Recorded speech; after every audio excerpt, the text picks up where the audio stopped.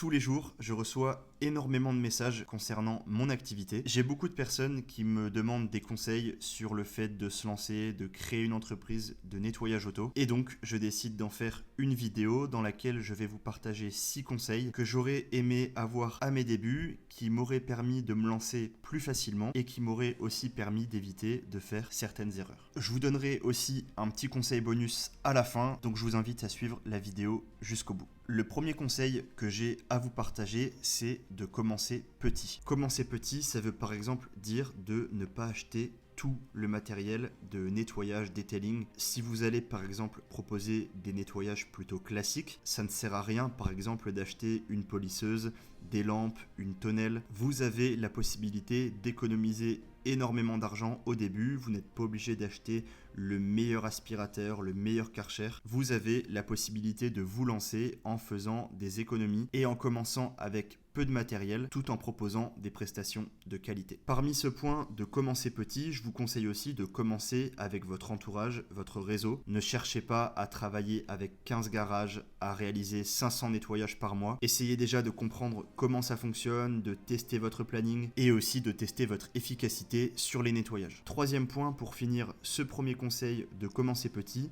c'est de te lancer en parallèle de tes études ou de ton métier actuel. Ça permettra simplement de tester ton marché et de voir si ton public est réceptif à ton offre.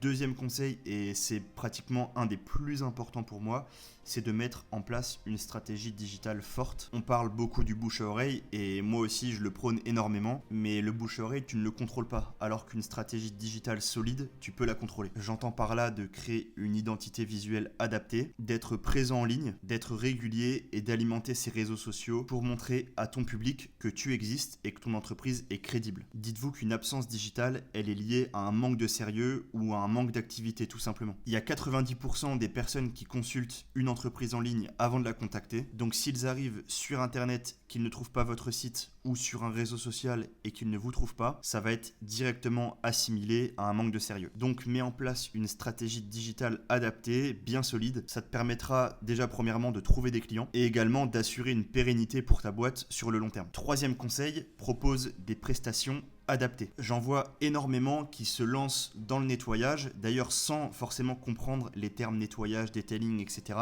et qui proposent tout type de prestations sans forcément toutes les maîtriser. Par exemple, si vous ne maîtrisez pas le polissage, si vous ne maîtrisez pas certaines techniques, ne les proposez pas, c'est pas grave. Vaut mieux parfois être honnête et expliquer au client que tu ne maîtrises pas cette prestation, plutôt que de vouloir le faire un polissage en plein soleil, à l'extérieur, ou encore réaliser des nettoyages sous la pluie, ça n'a aucun sens. De toute façon, tu pourras te former par la suite, tu pourras évoluer et tu pourras potentiellement proposer ce style de prestation plus tard dans ton activité. Quatrième conseil, fixe des bons prix. Ce n'est pas parce que tu es trop cher que tes clients ne viendront pas. Tu dois cibler une clientèle bien précise. Si tu proposes des nettoyages à 150 €, tu ne toucheras pas le même public que si tu proposes des nettoyages à 30 €. Et crois-moi, il y a de la place pour tout le monde. Des personnes qui sont prêtes à payer 200, 300, 400 € pour un nettoyage, il y en a énormément. J'en suis la preuve puisque c'est ce que je fais et c'est la clientèle que je souhaite cibler. En fait, je fais une petite aparté, mais proposer des prix bas, vous allez toucher une clientèle potentiellement qui n'a pas forcément les moyens, qui cherche à tirer les prix vers le bas. Et en plus de ça, entre nous, c'est généralement eux qui vont plus vous embêter à essayer de négocier les prix, à chercher la petite bête. Donc tu dois cibler ta clientèle et proposer des prix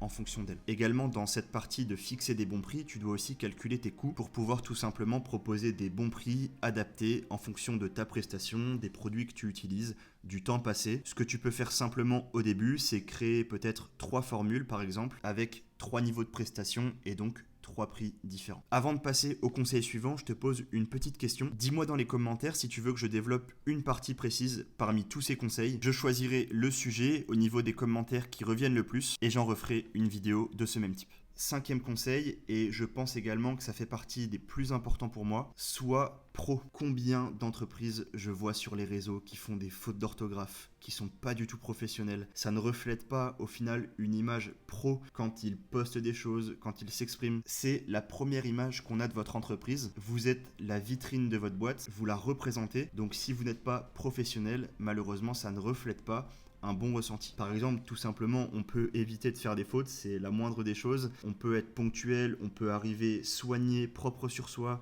être poli. C'est des petits détails, mais personnellement, c'est ce qui fait revenir mes clients. En plus de ça, en toute honnêteté, c'est quand même beaucoup plus agréable d'échanger, d'être sympathique avec le client. Donc, sois professionnel, c'est hyper important. 6e conseil, avant de passer au conseil bonus, c'est forcément de te développer. Le temps passe hyper vite et c'est potentiellement une erreur que j'ai fait au début. C'est que j'ai pas forcément cherché au début à me former, à tester de nouvelles choses, à essayer de toucher un nouveau marché. Donc ça fait partie du 6e conseil, c'est de te développer, de te former et de développer ton activité si tu souhaites la faire grandir, bien évidemment. Par exemple, tu peux prospecter, tu peux démarcher, tu peux essayer de chercher de plus gros contrats. Là, on rentre plus dans une stratégie de développement. Mais si tu souhaites en vivre et si tu souhaites évoluer, tu seras obligé de passer par cette partie, de te former et de développer ton entreprise. Allez, on finit cette vidéo avec le conseil bonus. C'est tout simplement de suivre mon accompagnement. Ça fait maintenant 3 ans que j'exerce cette activité. Ça fonctionne très très bien. Et maintenant, j'accompagne plusieurs d'entre vous à se lancer ou alors à se développer. Si vous êtes au tout début, si vous ne savez pas par où commencer, vous ne savez pas quel produit acheter, comment fixer ses prix, je vous laisse un lien en bio. C'est un guide que j'ai écrit et qui vous permet de vous lancer de A à Z. Ça couvre tous les sujets, comment se lancer, quels produits acheter, quelles étapes suivre pour réaliser un nettoyage, comment trouver ses premiers clients. Voilà, c'est vraiment un guide qui va permettre aux débutants de se lancer en toute confiance. Vous aurez toutes les bases pour vous lancer à 100%. Pour ceux qui sont déjà un petit peu plus avancés, je peux vous accompagner plus de manière personnelle. Je vous invite tout simplement à me contacter sur Instagram et on pourra échanger sur votre projet. Quoi qu'il arrive, je reste ouvert à toutes les questions. Je vous remercie énormément pour l'engagement que vous avez. Je poste régulièrement sur TikTok, Facebook, Instagram et ça me fait vraiment plaisir de voir tous vos retours. Donc c'est pour ça, si je peux vous accompagner, ma démarche ira vraiment jusqu'au bout. Et si je peux en motiver certains, eh bien ça sera encore mieux. Je vous remercie d'avoir regardé la vidéo jusqu'au bout et je vous dis à bientôt.